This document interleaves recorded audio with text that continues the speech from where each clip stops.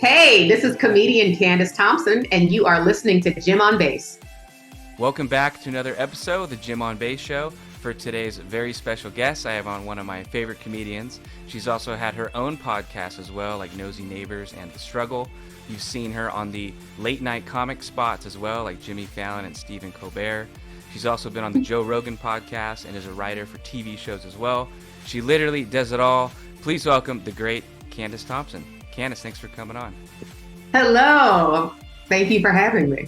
Yeah, excited to have you on. And I guess there's a little bit of good news today, right? As we're doing this episode, the writer's strike ends today. Yes, it is. Yeah, not like the contract is not 100% solidified yet, but they did tell us that it is okay for us to go back to work. Cool. Well, I was wondering, did you join the line at all? Did you get out there on the picket Of course. Yeah, of course I did. Yeah, I mean, of course it was during the most uncomfortable months. They're like, okay, everyone, we're going to strike in the middle of August when it's 95 degrees outside. Yeah, so, I mean, I didn't do those days, but I definitely did my due diligence out there with the picket signs for sure. Well, that's good to know then. And I was seeing through social media, there's different actors and people posting like creative signs. So did you come up with any good signs to Oh, no. throw up? Look, I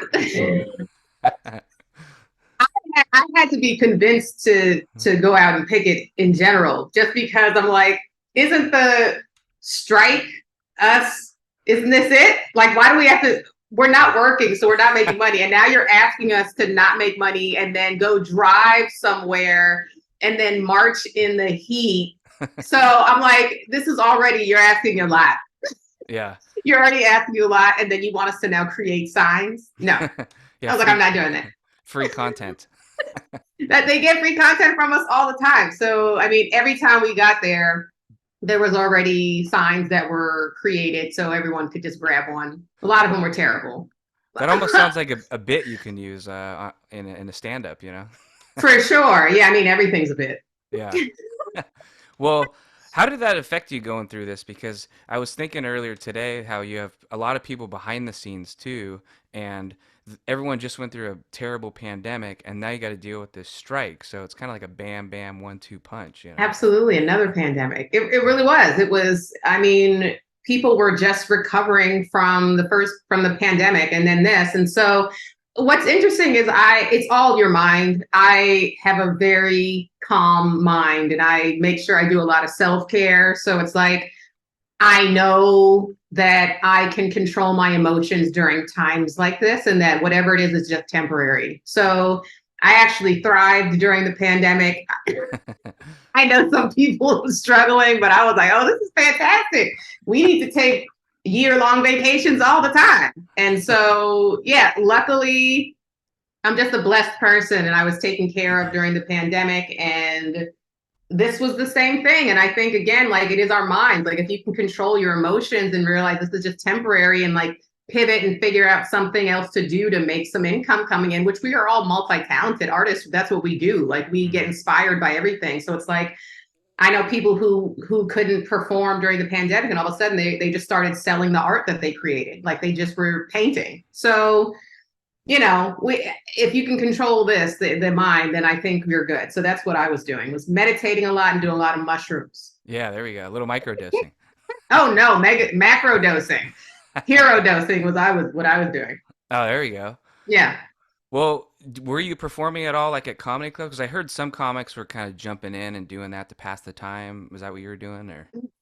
Absolutely. Like, if something was offered to me, I mean, they did a lot of those weird outdoor shows during the pandemic, and then some of those outdoor shows still continued on through the strike. And so, yeah, through both lulls in my career and with entertainment, I've always been performing. I did learn during the pandemic, though, that like, I don't know, like, stand up for me became a different thing during the pandemic. So I'm not like, I think the pandemic taught people, like, since we got to rest, I think that was like a wake up call for a lot of people, that I've been like burning the candle at both ends for so long, and I needed this break. And because it was forced, it was kind of like, oh, I didn't have to make the decision to chill out for a minute, but it was like, it was kind of forced upon us.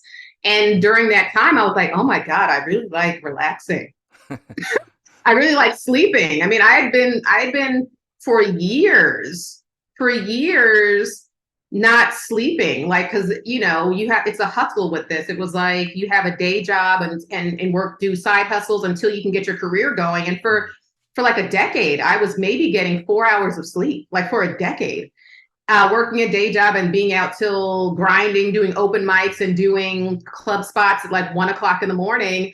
And it finally got to a point where I was like, oh, I don't have to do that anymore. But I was still grinding. I was at a point where I didn't have to do the day job anymore. And I was just doing like writing gigs and stand up. And even so, like exhausting, like not getting enough sleep, not taking care of myself. And then it just hit during the pandemic. It was like, yeah, I kind of like not hustling so much. Like I'm not young anymore. It's like I don't have the energy to keep doing that. And so I was like, you know what? I'm only going to do a certain amount of comedy shows a week, and that's what I want. And I don't feel like I need to do 5 spots a night anymore. Like that's ridiculous. And I've already proven myself in this industry. So what am I doing?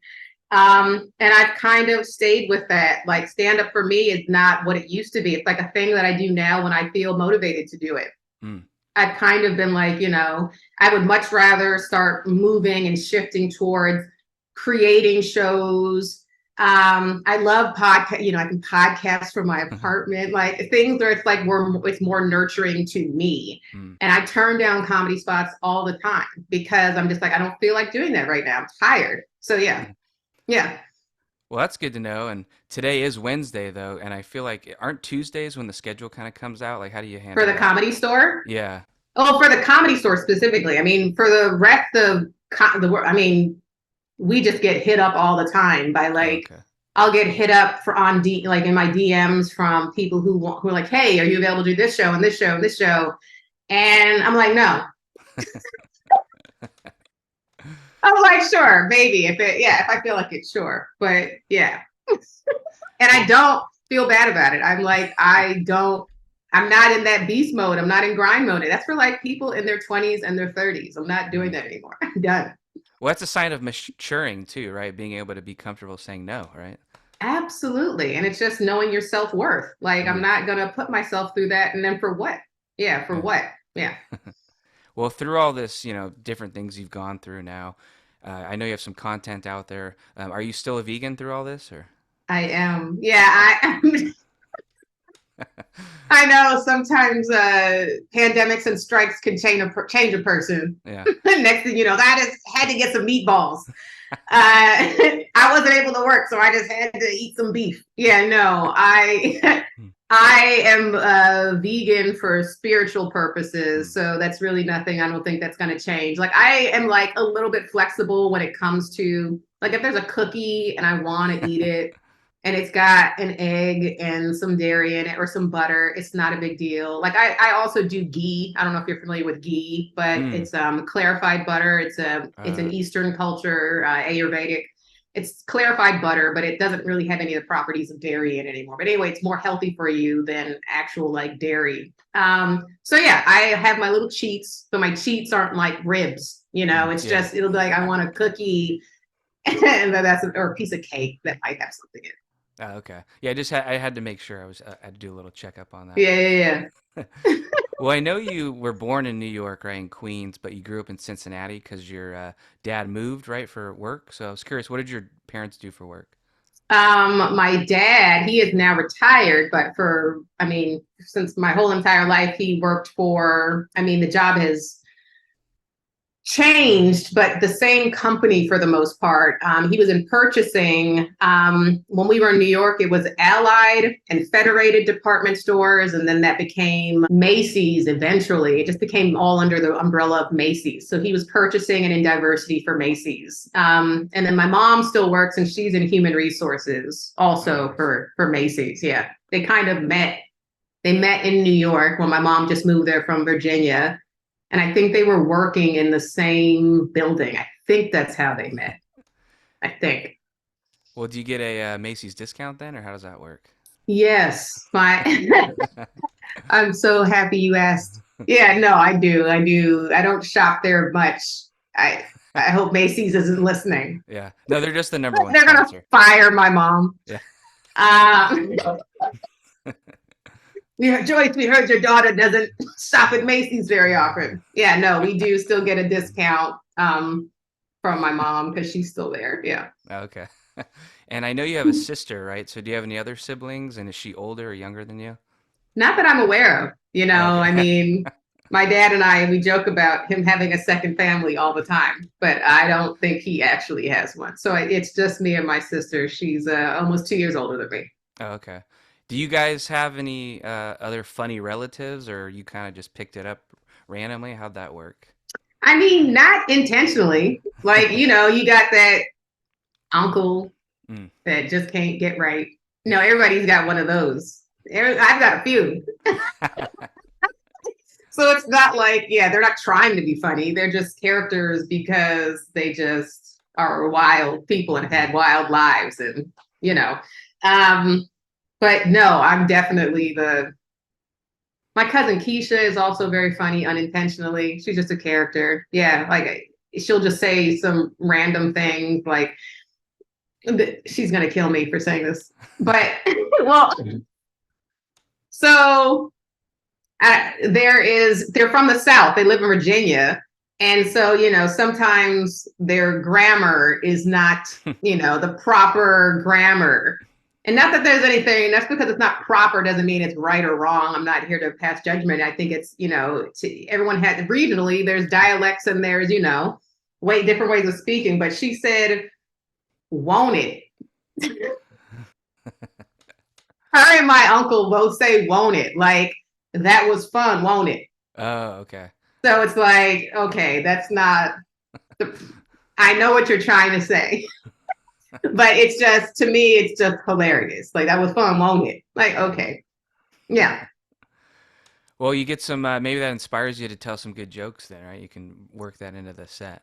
Oh, for sure. I mean, yes, no, both of them are characters for days. Well, I'm a big music fan myself, so I'm always curious what kind of music the guests are into. And who was your first concert? Oh, gosh. I'm such a different person now. I don't really listen to mainstream music anymore. My first concert, though, that would have to have been New Kids on the Block. Nice. They're doing the reunion tour, I think. When are they not doing? Like my sister has been on a yacht, like a cruise with them and the Backstreet Boys. I think they teamed up like years ago. Like it doesn't end. Like there's always how many reunions can you have? Just let it go. And I think it's just because, it's nostalgic. I get it. But I have a friend, my friend Monica I think she's been to like 3 or 4 of the cruises. With New Kids on the Block. But so yeah, my first concert was New Kids on the Block. And then, I mean, I'm just kind of into like ambient music, honestly, right? Like classical, just background stuff that's like chill. Like I'm such a hermit and such like I don't know, I feel things very easily. So like music affects me a lot. So I can't listen to like a lot of hard, like I can't go to concerts too much. That bothers me too. Like I don't like being around a bunch of people. It makes me feel anxious. Yeah. Yeah. I'm old. So you just prefer to be on the stage with everyone staring at you. Correct. Absolutely. That I can deal with. But like in the masses I like when I do my spots, I show up to do my spot and then I leave. I don't hang out. I don't do any of that stuff. I'm in and out, business, and then sleep. Well, growing up, you did gigs. Is it true at local restaurants as a kid? I'm just curious how that started, and your parents sound like they're pretty supportive of it. Well, what's interesting is, okay, so that's kind of correct. I did not perform regularly as a kid. I got offered a job when we were still living in New York. I was 8 years old and it was my mom's birthday, I believe. And we were out at an Italian restaurant in the city. And I don't remember what I was saying, but I was like cracking jokes and the whole room was laughing. Like people, like strangers, just eating meals and laughing at the things I was saying. So much so that the owner came out and offered me a stand-up job. He was like, "Do you want to perform here on Sundays?" And my parents obviously didn't let that happen. But I guess that's kind of when, and I didn't know at the time, but it's like, oh, yeah, I've been funny since I was a kid, just innately, not even trying. I never had to study joke structure. I never had to, go to take any classes. I just knew how to be funny. And yeah, so when I was in college, I was studying dietetics. That was my major. I was a science major, and something like 6 months before graduation told me like, oh, I don't think working in a hospital is really what you want to do. Like, it's a very sterile environment and you're very goofy. Like, you can't be making fun of patients in a hospital. And I was and you'll get fired. And so I was like, let's make an executive decision. And I was like, I've been funny all my life. God gave me a skill. I don't think that was a mistake. So let's move across the country and see what I can do with it. Not stand up, though. I didn't know I'd be doing stand up. I knew that I wanted to get into writing comedy for television. Like, that's what, and acting. And I knew that I liked acting too. I'd taken like some acting classes and had done some plays and stuff before. And I was like, I really think I'm good at this. But yeah, stand up, I never knew I'd be doing. I enjoyed it growing up. Like, I loved watching Sinbad, was probably my favorite growing up. I used to stay up watching like Johnny Carson as a kid, and I would like memorize the comedians that were doing their late night sets. I would memorize their sets and like recite them back to my parents. So I loved stand up, but I didn't know that I'd be doing it. I just kind of fell into stand up when a friend of a friend who lived out here was also doing stand up, and he said, you should come do some open mics with me. And I was like, okay. So yeah, and that's where that started. Wow. Yeah, I was curious, did you work as a dietitian then, or what was your first kind of regular job? Oh my God. My friends make fun of me so much because I've had so many jobs. I'm that chick that's like, I'm gonna make money and I don't care how I do it. There's no like, I'll do what other people won't do because I can do that like quietly and then just stack my checks and then just have some liberty to do whatever I wanted to do.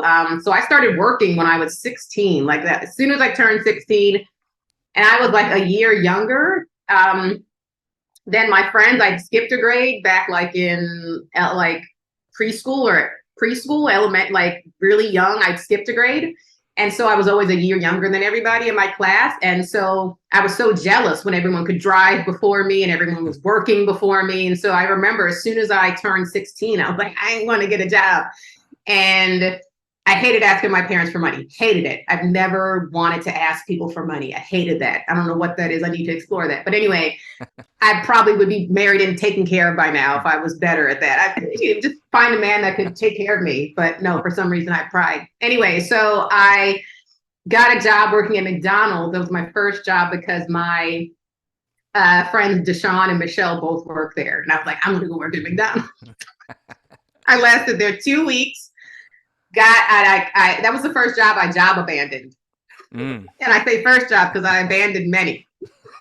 And if you're wondering what the difference between quitting and abandoning is, quitting is you're telling them you're not coming back. Abandoning is just not showing back up. And that was my go-to. I'm 16 years old. What do you want from me? Yeah. So I remember I worked there for 2 weeks and they called me in on a Saturday at 6:30 in the morning. And I was like, this is my last day. So I went in and I did that shift.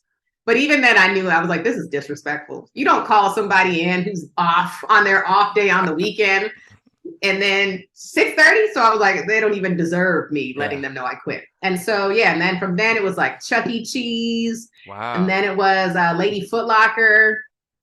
Then it was Texas Roadhouse.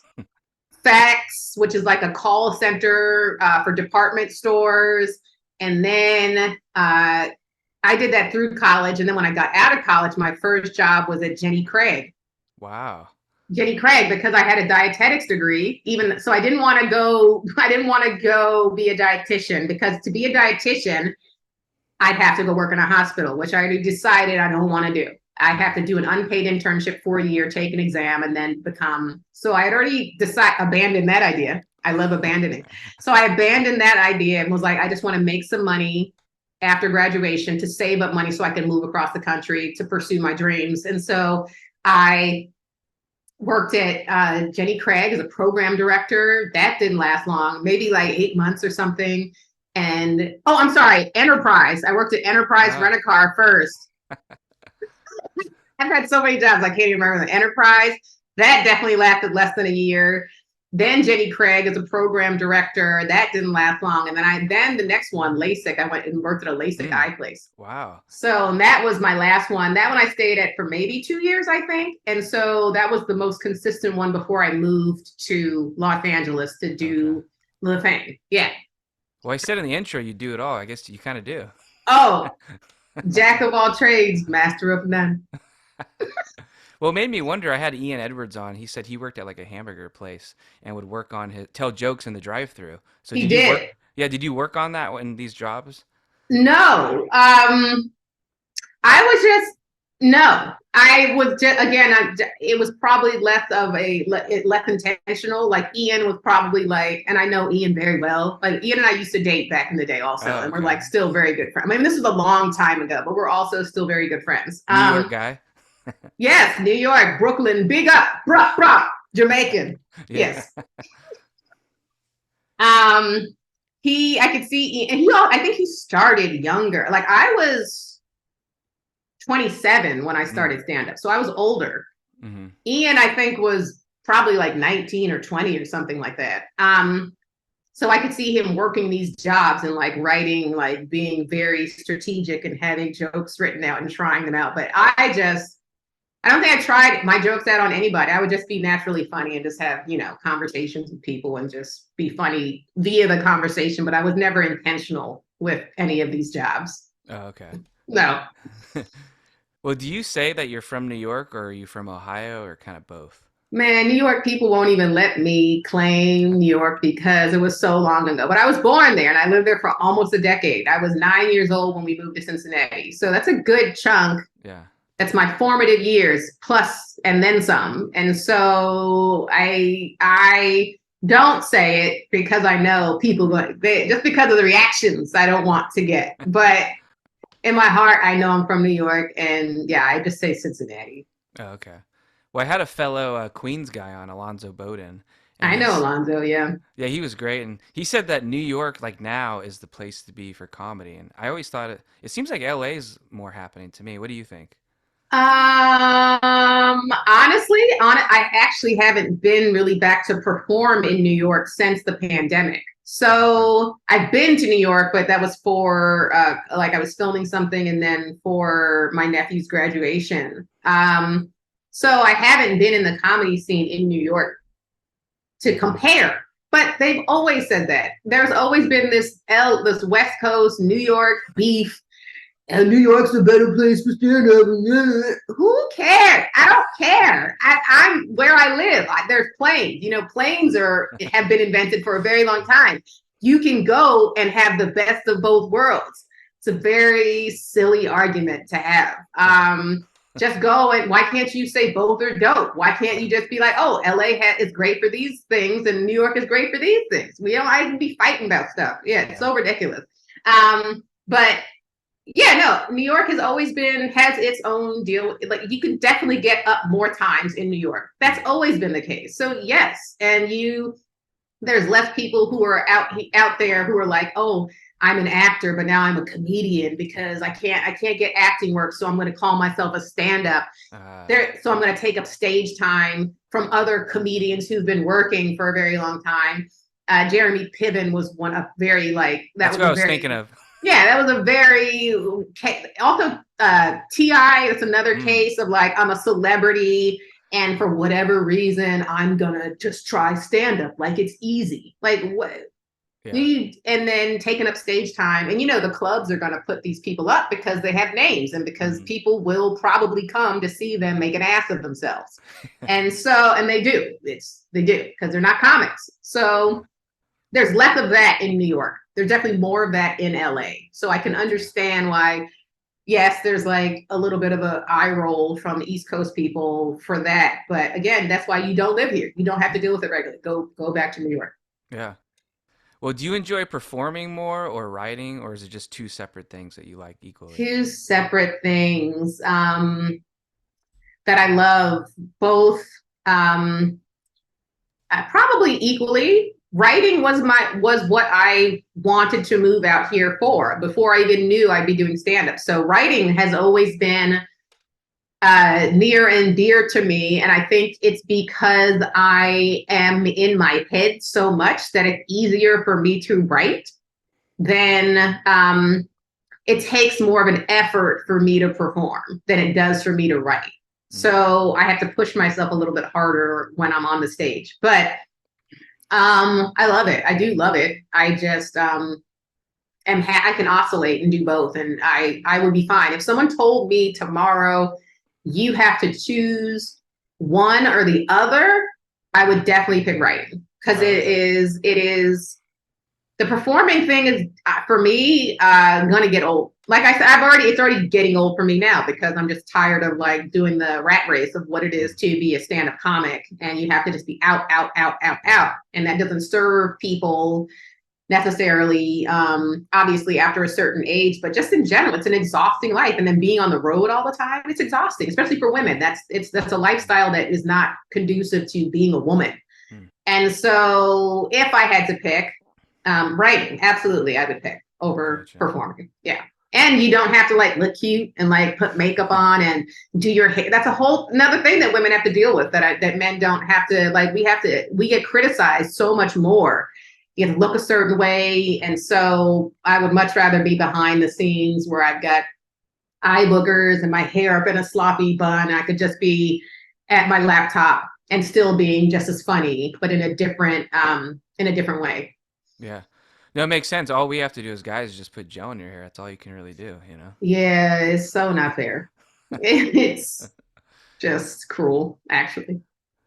Well, you're a paid regular still at the Comedy Store and the Hollywood Improv, is that right? Yes, I am a regular at all the clubs, Laugh Factory, Improv, yeah, the Comedy and Magic. Yeah, I'm a regular at all those places. It's just, again, for me to have the strength to perform at all of them like regularly. It's like, yeah. Well, how did you I know you have to do open mics and work your way up, but do you remember like your first big audition that went right? Like which club was it at? The store. Okay. The Comedy Store was my first home club. That was the first club to pass me as a regular, put my name on the wall, and give me regular spots. Now that came, what was that? Was that with Mitzi? Was she judging you? Oh no, I missed Mitzi. I was in the generation after Mitzi, and so it's funny, not even the generation after Mitzi, because there was Tommy. Tommy was the booker at the Comedy Store for a long time, and he had a wild history of being racist. Oh. So there was that hurdle for a lot of non-white comics, including myself. And so he liked me, and Tommy, he definitely liked me, but do I think he was ever going to pass me? I don't think so. He told me one time, because just for listeners, if they know, my background is both of my parents are mixed with Black and Native American and white. Like there's that mix on both sides. And I don't know any white people in my family. So there's no white culture in my family. And so I was on stage one night doing like the open mic, the potluck at the Comedy Store in the original room, which is like at the time, I think it was either Sunday or Monday. I don't remember. And so I did my set, which was like 3 minutes. And I was talking about my background and like making jokes about my family. And I remember getting off stage and Tommy said to me, "You should tell jokes from your mom's perspective." And I was like, oh, I think he means from a white perspective. Oh, gotcha. And then I was like, oh, he thinks my mom is white. Because that's the assumption for most racists, is thinking, oh, if this person is ambiguous looking and they say they're mixed, that means their dad is Black and the mom is white. And so he told me that, and I just remember being like, oh, that's fucked up. Anyway, so I don't think he was ever going to pass me. He gave me like some like friends and family spots that was like before you get showcased at the store, they'll give you friends and family, and they'll give you like one development spot during the week. So he was giving me those, and he was sending me to like La Jolla in San Diego to do shows there every once in a while. But I don't think he was ever going to pass me. I don't know. But then he got fired. because, you know, Yeah. not today, Satan. So he got fired and I don't even think he got fired for the racism. That's what's even more fucked up. He didn't get fired for the racism, and there was an investigation into his racism. One of the comics there, Doc Willis, who I miss Doc. I don't see him anymore. He's not around anymore. But he started, I don't know who he spoke to, I don't know who he went to, but he sacrificed himself for other Black performers at the Comedy Store. Like, he said, there's problems here. Black people are not getting past. And so there was an investigation that started. And they did because of that. Like, they ended up having showcases for Black comedians, which I was like, okay, that's obvious. Like, you're just having just all Black comedians on this showcase. And I'm not saying that wasn't necessary. It was, but I'm like, there probably was a better way to do this. Anyway, a less obvious way to do this. And so more Black comics started getting passed, and then the reason why he got fired was because of like embezzling. He was like stealing money. So he's a messed up guy. Oh no, Tommy was absolutely a mess. Wow. Definitely had some issues. And then so when he got fired, they promoted one of the managers, a guy named Adam Egget, who had his first showcase. Like, as soon as he got promoted, he was like, I'm doing a showcase. And he had me, Earl Skakel, I think Jeremiah Watkins, I don't remember who else. And me and Earl were the two that got passed. That was in December of 2014. Oh, okay. So yeah, Tommy had still been there. I don't know if he would have ever passed me because of his issues, but Adam's great. And then he's at Rogan's Club now. He moved to Austin and he's booking Rogan's Club. Have you performed there yet? I want to go there. It sounds like the hot place to be. Yeah, no, everyone that goes there says it's dope. I haven't been yet though, but it's on my list for sure. Well, I was wondering, I see pictures on comedians' Instagram sometimes, like them in the green room with other big name comics. So I just wonder, like, what goes on back there? Are you kind of paying attention to who's on stage, or are you guys just kind of talking, hanging out?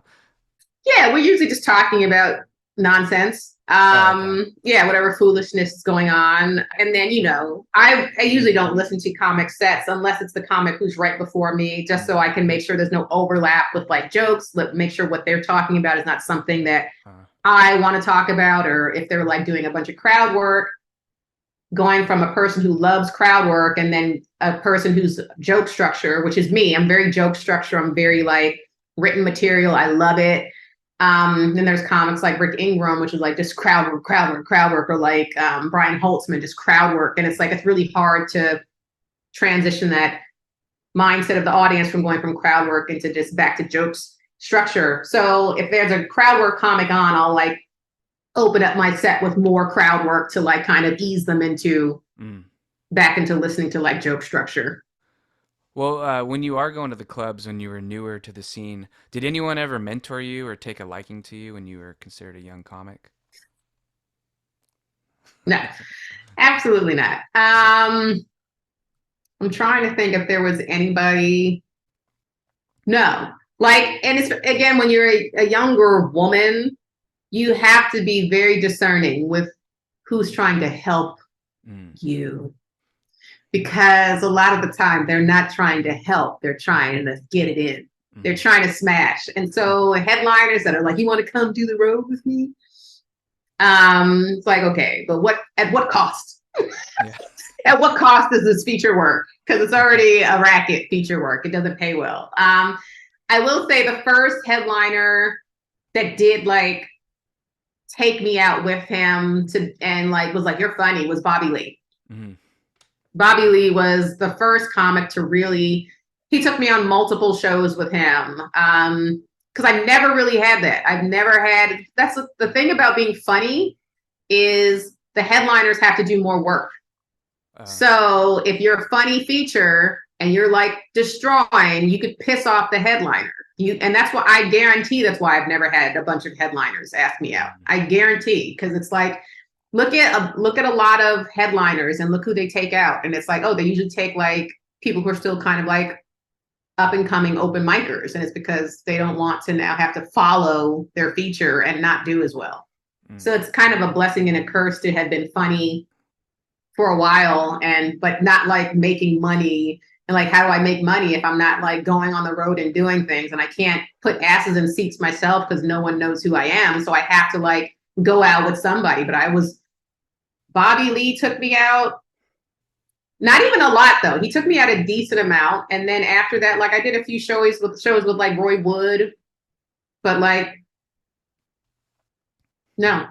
Gotcha. And then earlier this year, I did shows with Whitney Cummings, but she knows I'm not a feature. She just takes her friends. So she's like, who is someone that I can enjoy being on the road with? So yeah. Yeah, now I'm getting flashbacks. I remember seeing her like at home videos and stuff she would do. You're always kind of around in those videos. Yes. I'm always in the background. That's me. I prefer the background. It's much more peaceful in the back. Well, every time I go to the Improv, I feel like Whitney Cummings is on. I'm always a little nervous. I'm like, hope she doesn't destroy me. She has this energy I'm a little scared of sometimes. Like, don't be mean to me too much, you know. Oh, well, yeah, she does have a thing. Like she will attack men. Absolutely. Yeah. And I was in the front one time. She kind of looked at me, and I looked at her, and I thought, "Oh God, here we go."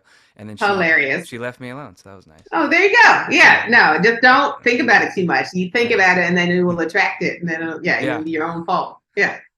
Well, I'm curious. I had Tom Dreesen on the show. When you mentioned the Tonight Show, it made me think of his story. I've always heard of like live bands and how doing TV is kind of stressful. Is it similar when you're doing spots on late night shows? Like, do you remember, like, is the light blinding? You have a live audience there. How does that go? Yeah, I mean, it's very stressful. I mean, it's stressful in that you only have 5 minutes. And 5 minutes to a comic, you're like, I'm just getting warmed up. And now you want me to be like chilling the whole time from the moment I start talking, which is like, we're talking 20 seconds in, you want to have like some kind of laugh. So that, and the fact that it's very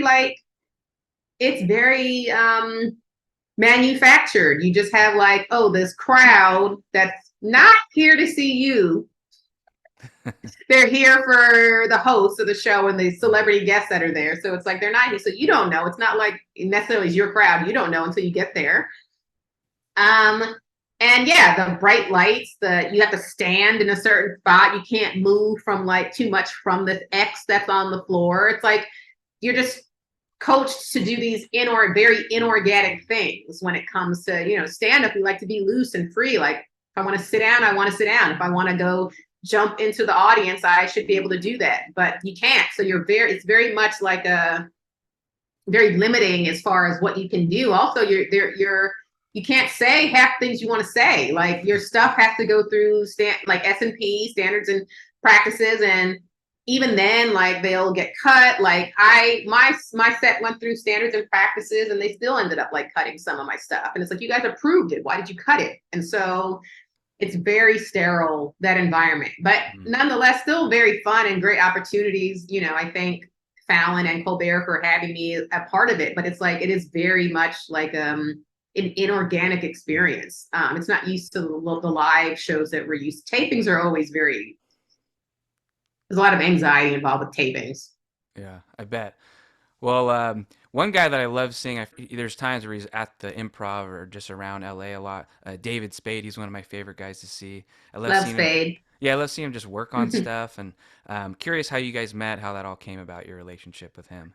Oh, well, yeah, we didn't know each other until I started working for him on Lights Out. That was our first meeting. I just had gotten referred to him. The writer's room was already like in motion, and they were like staffing, and they definitely were like, we need more women in here. And I was referred to him by 3 other people that he trusted. And so, they brought me in, and he's one of the best bosses I've ever had. Like, super, not like what you'd expect a celebrity at his level, super chill, super funny, like just completely effortlessly funny, like not even trying. And he's just like, hilarious.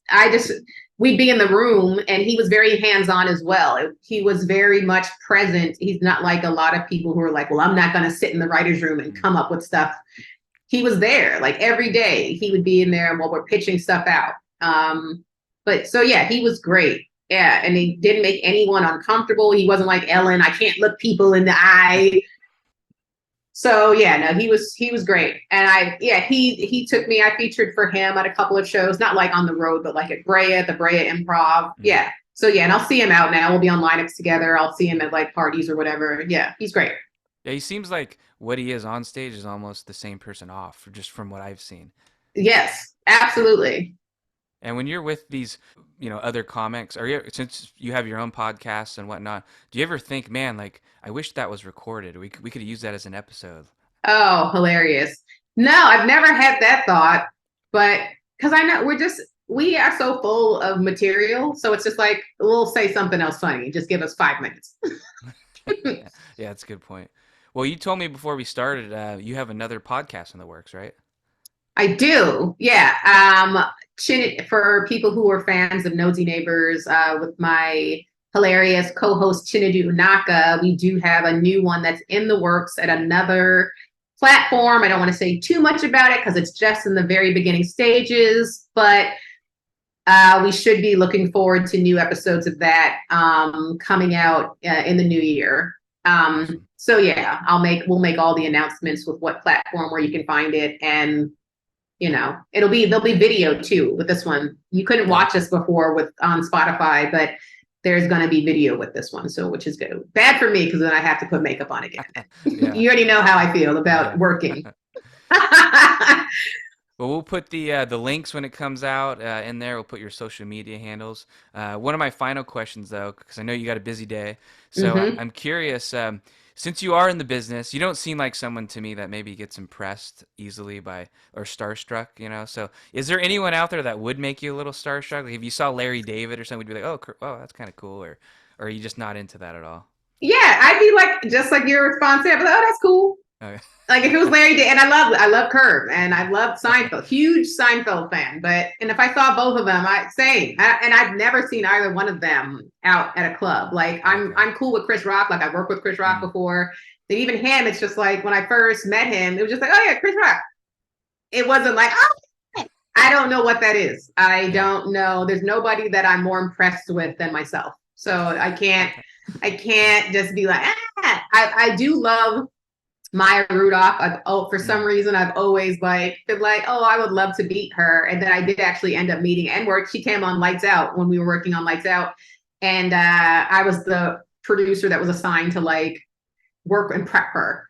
And so, yeah, she was super, super chill as well, like super nice and very much like, what would you like me to do? And I'm just like, oh my God, and then I met her father not too long ago. So I feel like I'm going to be working with her again because I would love to work with her again. Yeah.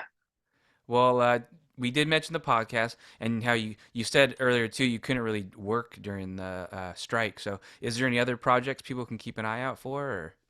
I mean, yes, but no, like, because I'm manifesting. I have an animated show with a friend of mine that we finished the pilot. It's going to be in the hands of some people reading it pretty soon, and so if that all goes well, then yay. But aside from that, and no, just doing shows. I'm always constantly like creating things. I have like multiple shows for myself. It's just a matter of you can't really take them anywhere during a strike. So. Yeah. So now that things are over, yes. Hopefully, yes, you will see more from me, or at least hear my voice more.